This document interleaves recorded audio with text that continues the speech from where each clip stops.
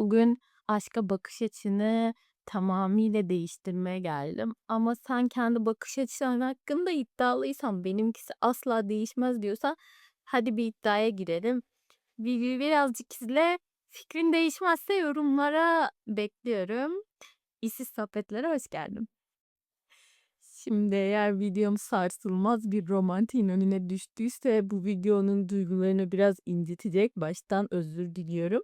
Şimdi sizlere aşkın biyolojik boyutundan o midemizdeki uçan kelebekler, işte dünyayı farklı renklerde görmemizi falan filan hepsini böyle mantıksal bir temele oturtturup açıklayacağım.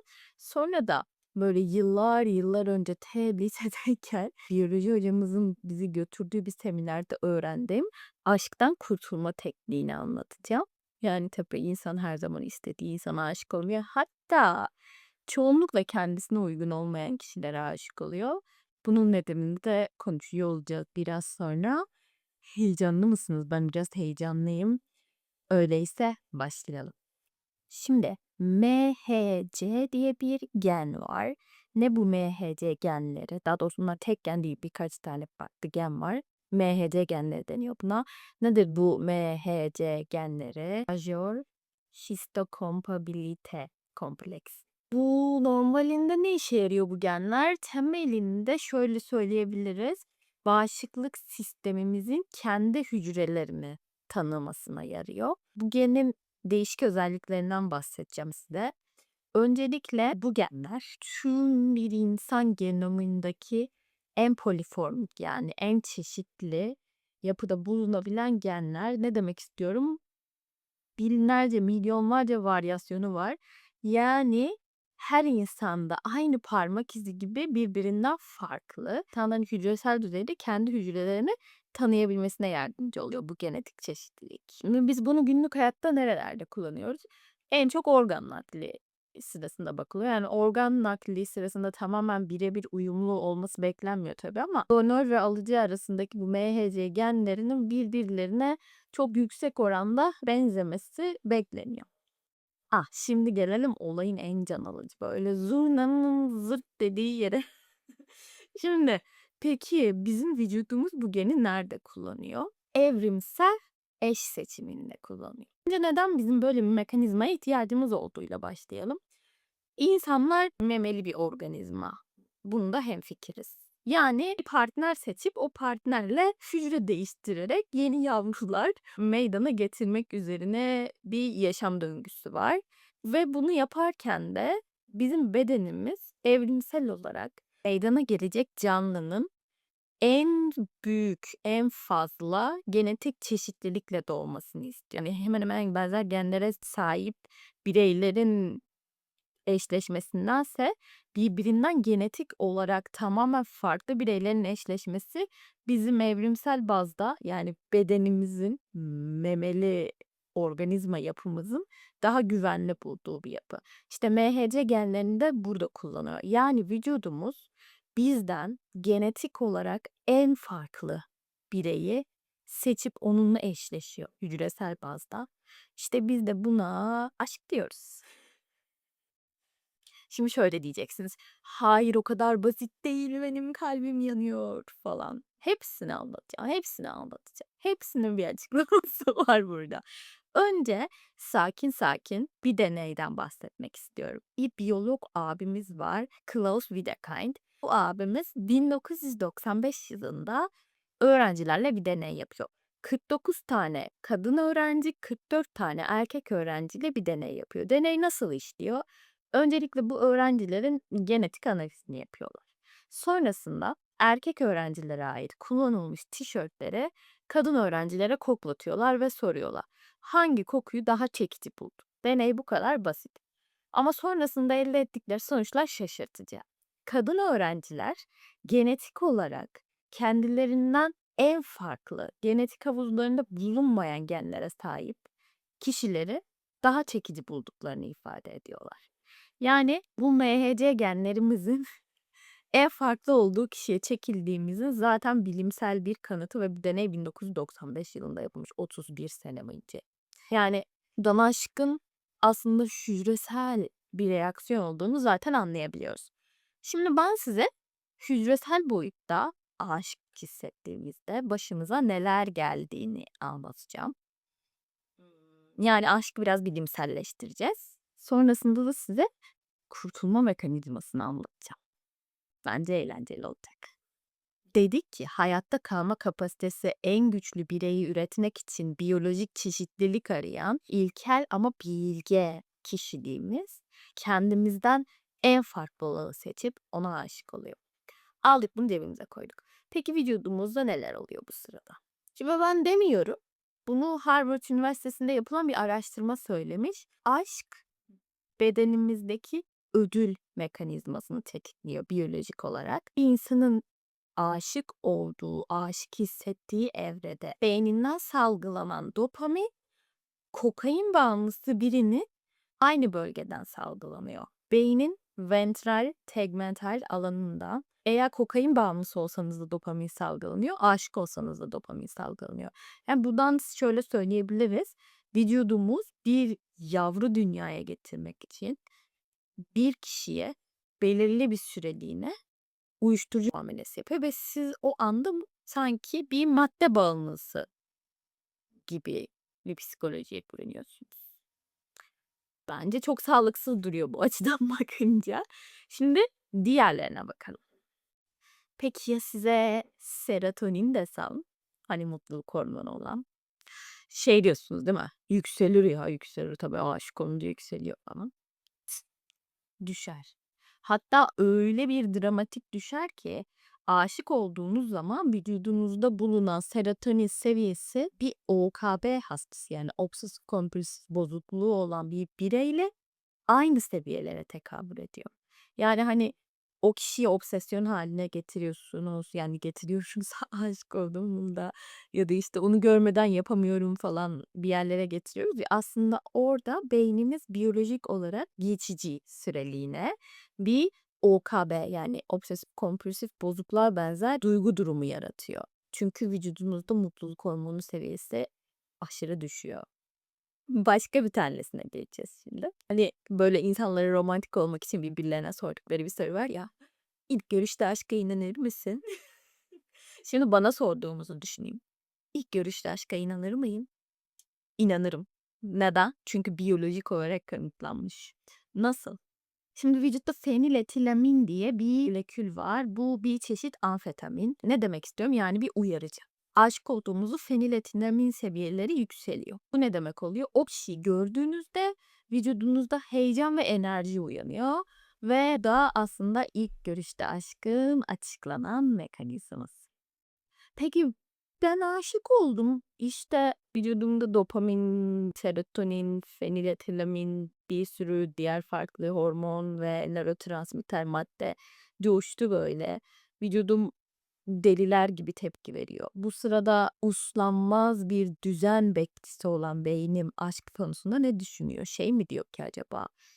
Ama deliler gibi oksitosin salgılıyorum. Ayol ne kadar da mutluyum deniyor. Beynimiz düzeni bozulmasından nefret eder. Vücut saat gibi işleyen bir mekanizmadır ve bu şekilde düzen bozan bir şeyi beyin uzun vadede zaten tehdit olarak algılıyor. Bu sebeple kortizol seviyelerimiz artıyor.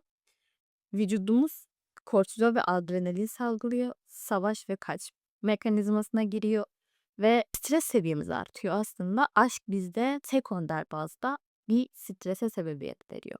Hani şey derler ya, midemde kelebekler uçuşuyor. Çünkü streslisin. Vücudun stres tepkisi veriyor. Yani aslında orada mutlu değil. Sana diyor ki bir şey yap, bir şey yap, aksiyona gir ya da kaç. Ama sen sadece kendini sana bu bedensel reaksiyonları gösteren kişiye maruz bırakarak vücudunu stres içerisinde tutuyorsun. Yani biliyorsunuz ki ilkel olarak biz eğer vücudumuz strese girdiyse sadece iki tane şey yapabiliriz. Ya aksiyon alabiliriz, savaşabiliriz yani ya da oradan uzaklaşmamız gerekiyor. Yani vücudumuzun iyiliği için yapmamız gereken iki şey bu. Peki, genelde öyle olmaz. Genelde o böyle yakıcı aşk hep geçicidir. Yani o kişi genellikle hayatımızda olmaz. O böyle aklımızda bir ergenlik anısı ya da, işte, bir anı olarak kalır. Ama hadi diyelim ki, şanslı bir insanız ve aşık olduğumuz kişiyle bir şekilde uyum sağladık ve uzun süreli tek eşli bir ilişki içerisindeyiz.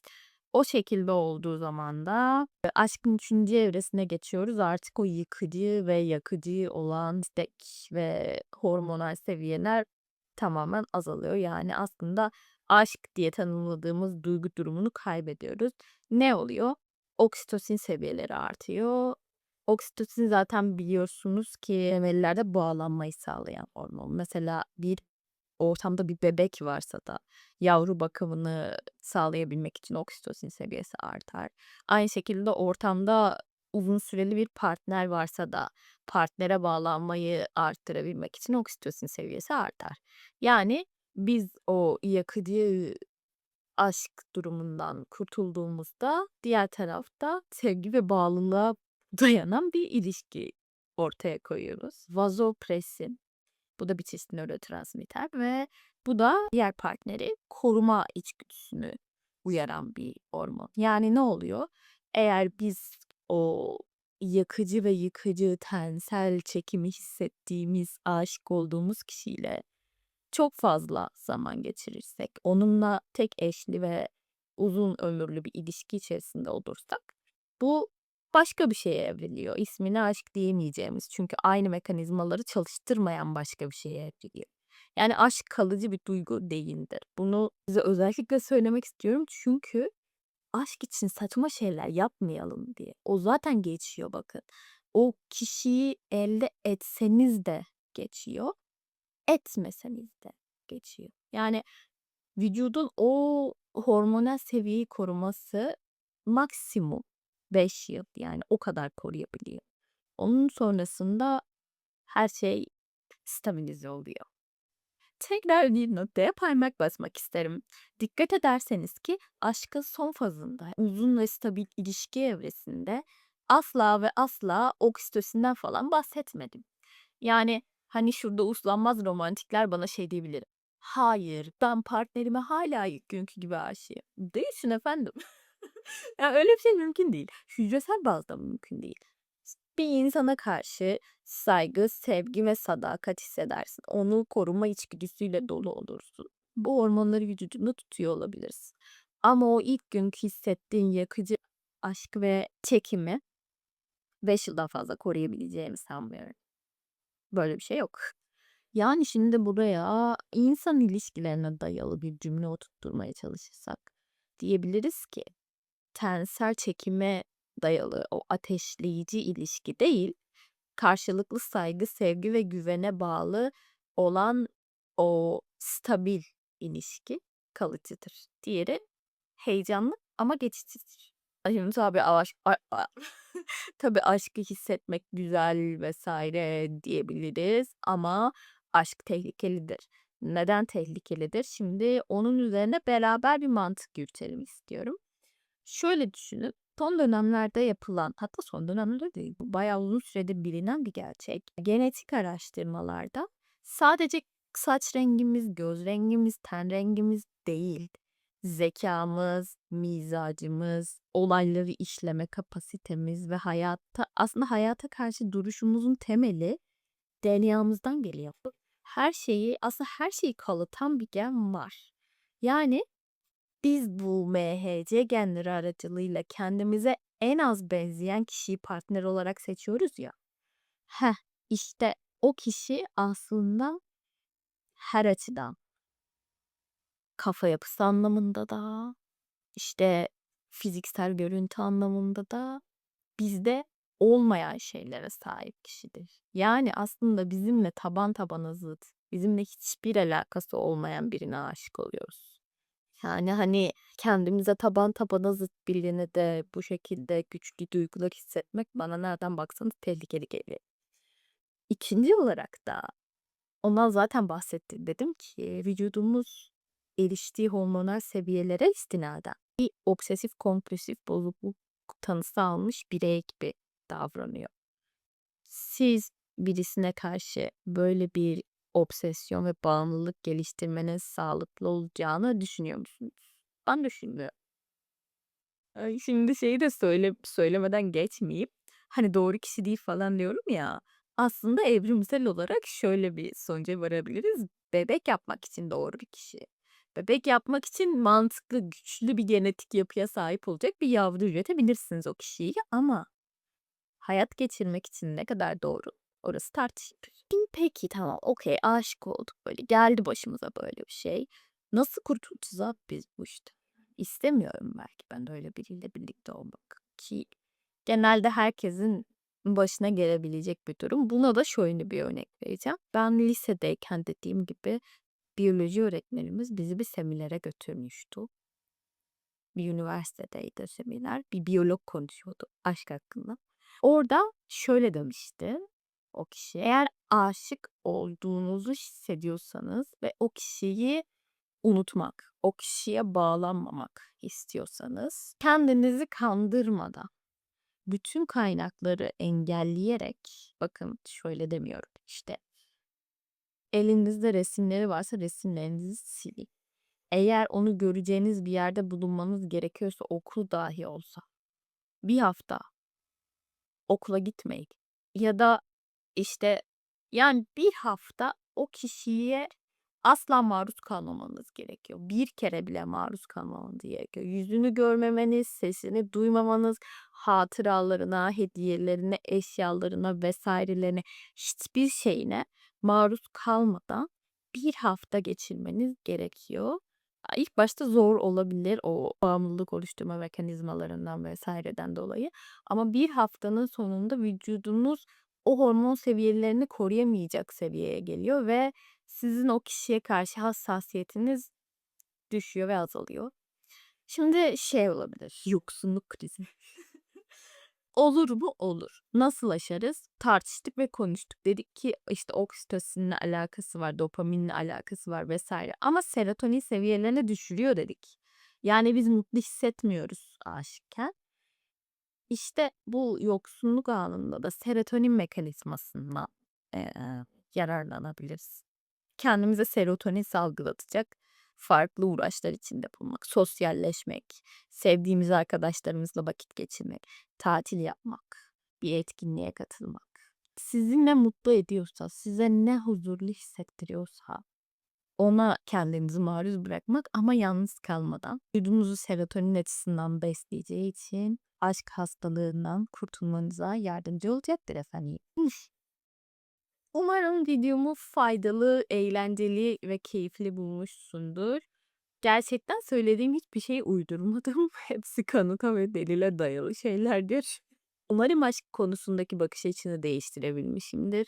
Evet, ben de şunda hemfikirim. Eğer aşk olmasaydı belki yazılmış şarkıların %70 olmayacaktı. Edebiyatın yarısı olmayacaktı. İşte belki aşk olmasaydı hissetmeyi öğrenemeyecektik. İlk hissettiğimiz kalp kırıklıkları, ilk hissettiğimiz o ilk hayata dair oluşan işte karşı cinse ya da partnerimize karşı oluşan görüşlerimiz, kriterlerimiz oluşmayacaktı ve işte yani bir yerden bakınca aşk işte yani. Hani herkesin başına gelir. Ama bence çıkış yolunu bilmek önemli bu açıdan.